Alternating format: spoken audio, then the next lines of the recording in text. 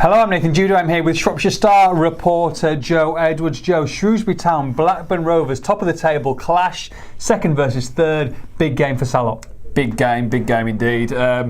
Town just looking to continue, their run. Obviously, been a good week. That draw with West Ham, and then getting through in the Checkatrade Trophy as well. Looking to continue on that momentum. Of course, if Blackburn do win, Shrewsbury will stay second.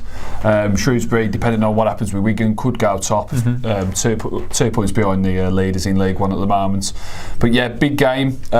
Expect Shrewsbury to just go with the same that played at West Ham. Yeah.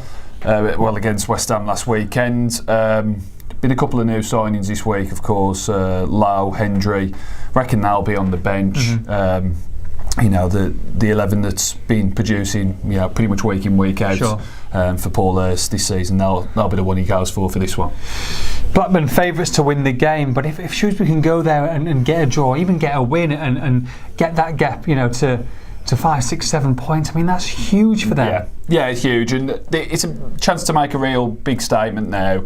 Obviously 2017, the first half of the season was fantastic for Shrewsbury, and they just want to continue that on to the new year. Of course, the first aim for Shrewsbury was that 50-point mark.